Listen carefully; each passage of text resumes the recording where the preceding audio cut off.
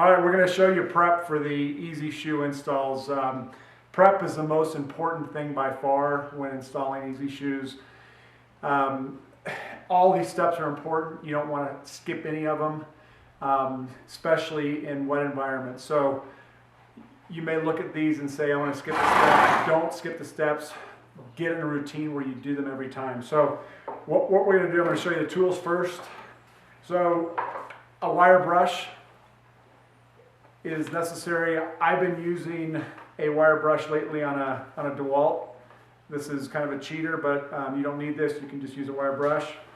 You need a Dremel with a 931 carbide bit. Battery operated is the best, so you can walk around the horse. A moisture meter is very handy. This will tell you if your hoof is dry enough. A lot of times in a dry environment, you'll think you're plummy dry. This will tell you you're not. This is just kind of a, this really helps when you're starting to glue if your moisture levels are dry enough. You need a heat gun or a torch. A torch is a little more handy in my opinion. And you need a rasp, a fairly sharp rasp. And then you need a boot to keep your hoof clean when you're done. So these are all the tools necessary. All right, when you start working on the horse, I really recommend at every step you're wearing some type of nitrile gloves. The oils from your hands are a contaminant. It's really bad for the adhesive. So if you can use gloves during the whole hoof prep and application process, that's definitely advised.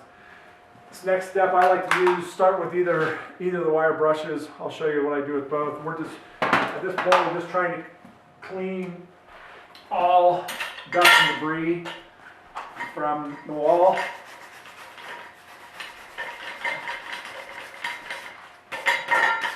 You can use this. What I've been doing lately is using this wire brush on my DeWalt. This is kind of a cheater, but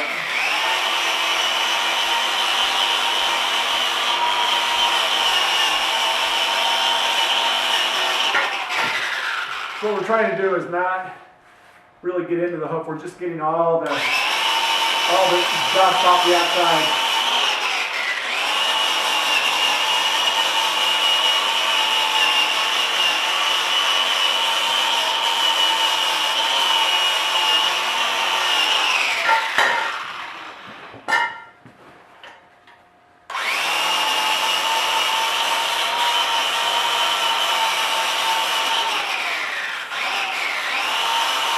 You want to go all the way back to the back of the heel.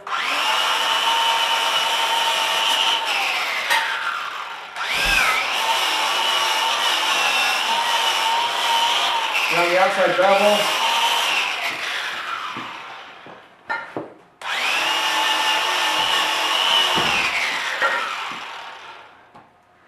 So now we're nice and clean here. Next thing we want to do is we're going to slide on a shoe. Make sure we have a proper shoe, proper fit. To do that, what I like to do is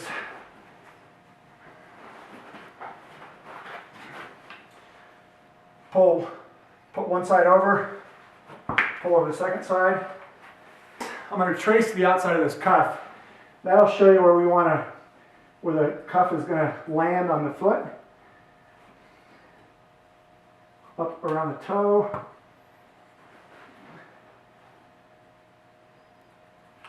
So both sides.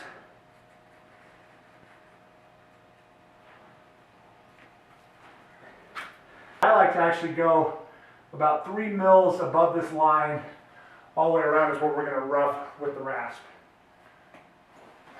And so with the rasp, what we're trying to do with the rasp is what we've done with the wire brush is everything is very smooth. What we want to do with the rasp is use the edge of the rasp to really rough the wall and put a lot of little micro fissures in it to allow the glue to bond to. So I'll start on this side, show you what I'm doing. So I'm using the corner of this rasp. I'm not trying to take material away this way, I'm trying to rough it.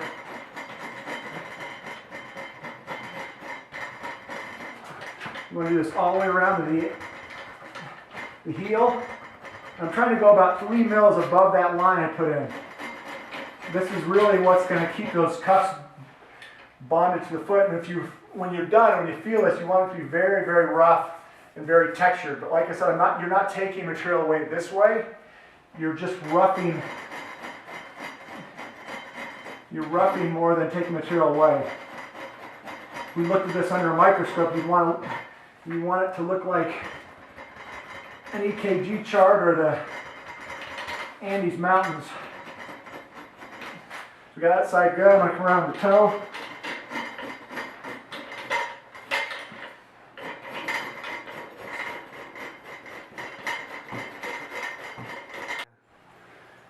All right, flipping the foot over, I'm going to continue with my wire brush.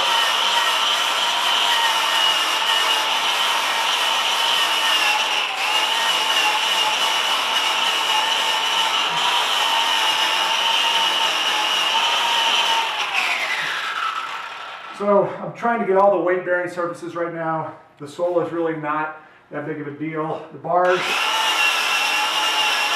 are important. I'm trying to wrap all the way back around the heel in this area, both sides.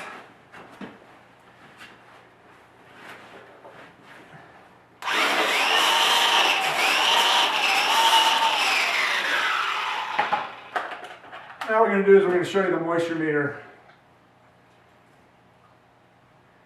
Turn this guy on.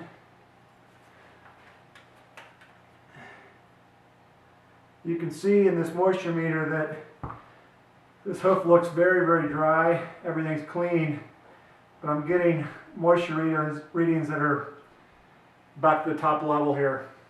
So this is used for painting, and what this does is this recommends when something's too wet that you don't paint. So paint's not gonna stick to a surface, neither is glue. So this is just a really nice tool when you're learning how to glue if you've gotten the moisture out of the hoof. So we still have a lot of moisture in this hoof. So torch is really an ideal way to dry the hoof. What we're trying to do is dry and not cook the foot. So we're just really, all these weight-bearing surfaces on the outside hoof wall, white line are what we're trying to dry. So go all the way around, bar area. You can do a little on the walls. We're going to glue on the walls. Once you're done there, take your wire brush, knock off any dust. Then we're going to do one more time. I'm in a routine where I do this twice regardless if the horse is in a wet environment or a dry environment. So all the way around. I'm going to knock off the dust one more time. Then let's just go back and test on our moisture meter. So you can see now we have nothing on the moisture meter reading. We're at 0 all the way around. All right, now the next step is we're going to we've roughed the walls. Now we're going to use our Dremel tool and we're going to rough the bottom of the foot. What this does is this kind of puts a nice sandpaper texture on the foot. And all the way around the weight-bearing areas, this area of the toe is important.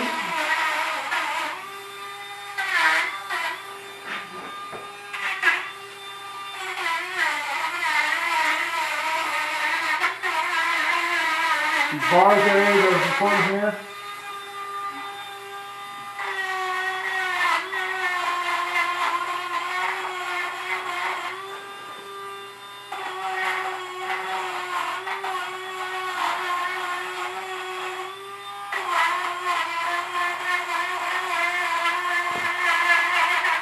What that does is it puts a little bit of pulls the horn up a little bit. It's just putting a nice area for that glue to set in. So now that we've prepped the hoof, we've dried the hoof, we've done all this hard work, it's really, really important that we take this foot and we protect it. A lot of people will take this, put it back down on cement.